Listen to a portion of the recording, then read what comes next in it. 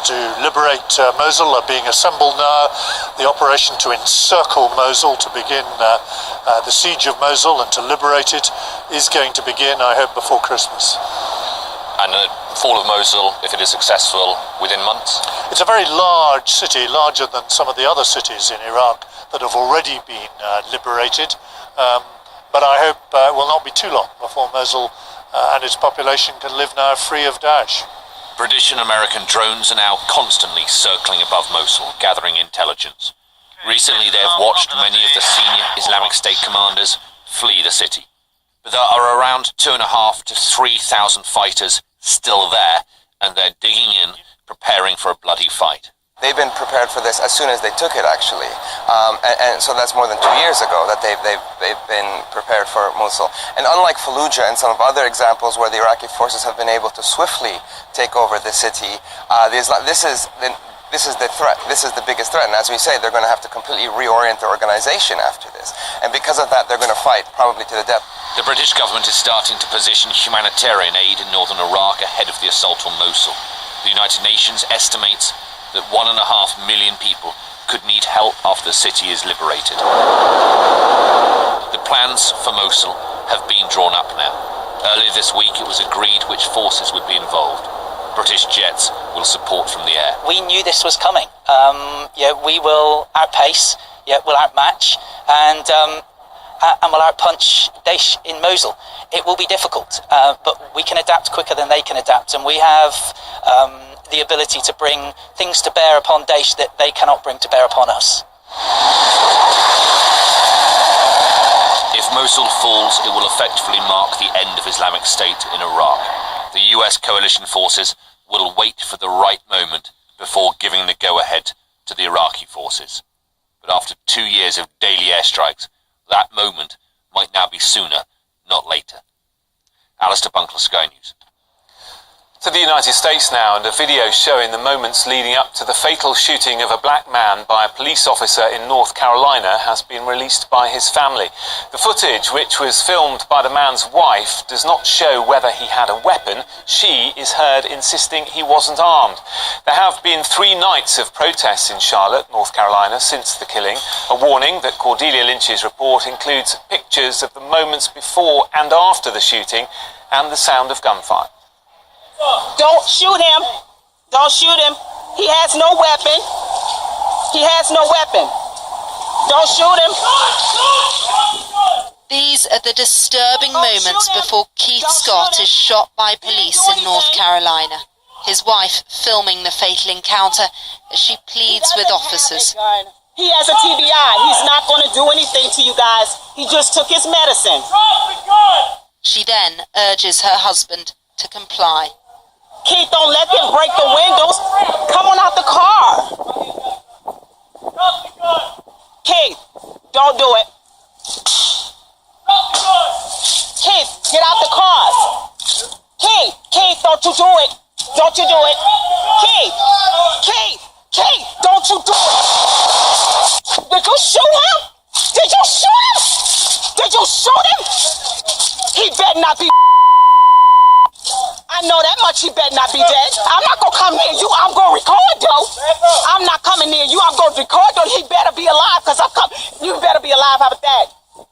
The video does not make clear if he was holding a gun, something his family denies. These are the police officers that shot my husband, and he better live. He better live, because he didn't do nothing to them. Despite the conflicting accounts, the police still refuse to release their own footage. I know he better live.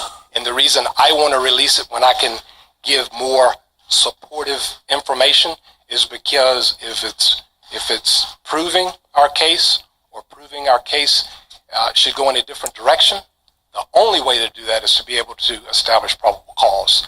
And what I can tell you is the video evidence in that case didn't get us to that standard solely.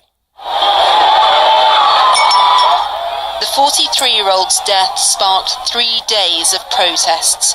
A state of emergency was declared after violent clashes, but last night's demonstration was largely peaceful, a curfew put in place by the city's mayor. He better live. I swear he better live. But public trust and police transparency has yet again been brought into sharp focus. Keith Scott's death intensifying an already volatile debate around race and policing. Cordelia Lynch, Sky News, Washington. The Labour leader, Jeremy Corbyn, has arrived in Liverpool on the eve of the leadership election results, which is expected to confirm him in the post. Speaking to Sky News tonight, one of his most senior colleagues, Shadow Home Secretary Andy Burnham, has said the next leader's progress should be put under review if he can't show he is winning over the public.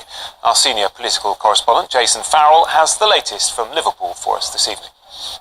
He's arrived here in Liverpool for what is undoubtedly an unpredictable conference. Many saying that he is going to be announced as the leader, but what we don't know is how people are going to react to that. And one person who's setting forward really a way that people should react is the Shadow Home Secretary Andy Burnham. He has spoken to us and he's put forward a proposal, really, a deal if you like. He's saying, look, on the MP's point of view, they've got to get behind whoever is elected as the leader. They've got to accept roles in the shadow cabinet if they're asked to do it, if they feel they can do it, and do it willingly. On the other side, the leader, whoever that might be, needs to prove that they can be electable to the public, and also any talk of deselection, destabilising MPs, that all needs to stop. So let's have a quick listen to what Andy Burnham's had to say. I think there does have to be a new settlement or a new arrangement from here on in. So that is why I've decided to speak out. I think there does need to be a period, whoever wins, of the leader being given the chance to get their message over to the public without the constant interruption. But the other side of that coin is whoever's the leader, they will have to show progress with the public and in the polls and at elections, because we can't measure our success by the size of the party membership or the number of people at rallies. Andy Burnham sees himself as a neutral in all this. He didn't leave the cabinet when Brexit result happened, like many of his shadow cabinet members did. He took a neutral stance. He's been quite silent throughout this quite bitter and divisive contest, and therefore he feels he is someone who can come in and unite the party and put forward a proposal that maybe can be accepted by all sides. But be in no doubt, uniting the Labour Party after all of this is going to be a very, very difficult challenge. Jason Farrell there in Liverpool. Meanwhile, the former Coronation Street actress Tracy Braben has been selected as Labour's candidate for the Batley and Spen by-election following the murder of the MP Jo Cox. The other major parties have agreed not to contest the vote to be held next month. This is what she had to say after winning the nomination. Well, I'm humbled and privileged, and obviously no one wanted this, but I'm the only person on the ballot paper that can stand up for everyone in Batley and Spen, and I'm really looking forward to meeting everyone in the constituency and hopefully winning their trust. I'm hoping people will put party politics to one side and we can work together. Well, I'm a local girl, and obviously we have so much to do regarding the NHS and welfare and schooling and education. Sky's senior political correspondent Robert Nisbet reports. A renowned economist, Jim O'Neill, was brought into government to help two Cameron-era initiatives, boost trade with China and fire up the Northern Powerhouse. But the change at number 10 saw those pet projects slip down the list of priorities and has now provoked a ministerial resignation.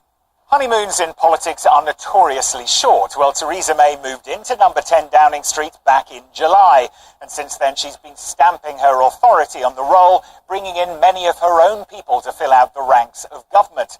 We've seen plenty of new ministers walk in through that door, but now for the first time, somebody has exited. In his resignation letter, he said, "I primarily joined, however, for the specific purpose of helping deliver the Northern Powerhouse and to help boost our economic ties with key growing economies around." But sources suggest Theresa May's decision to pause the Hinkley Point project, partly because of security concerns over China, may have been a factor in his decision.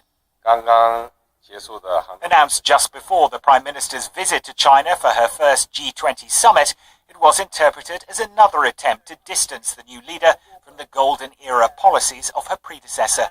This is more of a sign of Theresa May's team and herself, the Prime Minister, are not really quite up to speed as yet. If they were fully functioning and they had their briefs all licked, and I'm not saying this is easy, of course, they would have found a way to make sure he didn't go. They would have found him higher prestige, a promotion, whatever it was. But to lose someone of his ability is not a pretty look. He was a high visible. Special correspondent Alex Crawford reports from Kruger National Park. I think the vultures and hyenas have finished off most of it, actually. You can just see the remains there. Another dead elephant discovered in South Africa's Kruger Park. The forensic team has been dispatched to find out how the animal died. The number of elephants poached is up by 400% this year. And these are the people the poachers most fear. They investigate and document death, and this case has already raised suspicions. This elephant, the reason for death is not known. It's suspected that it was shot. He died, the rangers found it, and they removed the tusks, but it's suspected that this one was shot, so we may find a couple of bullets here. Theirs can be challenging and difficult work, often done in extreme circumstances. The temperature today is nearly 40 degrees. So it looks like there's a hole. There's another one here. And what does that mean to you? It means that this could have been shot. And bingo, this elephant's been dead for around 20 days, but every piece of evidence they can find could help put a poacher behind bars. But when rangers found the animal, the tusks were still attached. They're now under guard in a secret location. It seems the poachers had done enough to finish off the elephant, but failed to get what they'd killed for. For some reason they couldn't follow this animal until he died.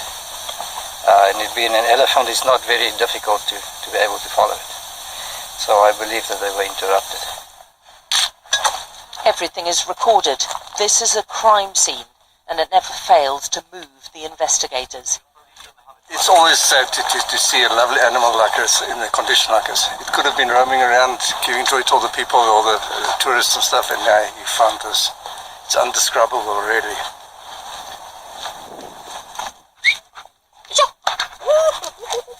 Dogs are being increasingly used in this fight to track down the criminals. Everyone is searched, and there are regular arrests.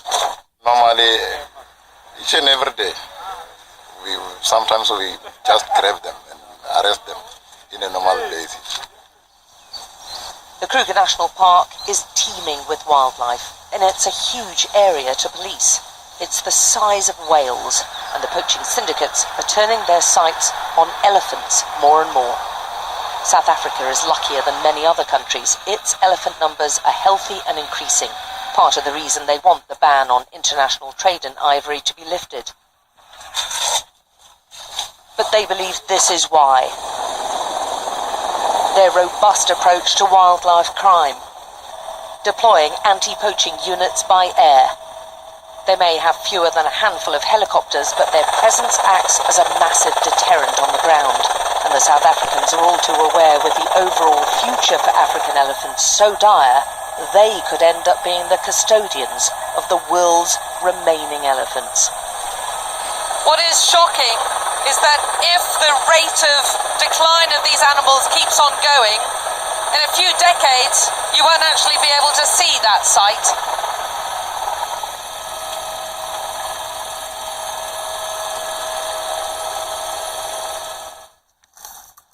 The rangers in Kruger treat this as a war, building and living in hides in the bush for weeks if it means catching a killer. If we're not doing our best, then in years to come, all these animals will be wiped out. So, as a ranger, a man who obviously loves wildlife and animals, how do you feel about that prospect?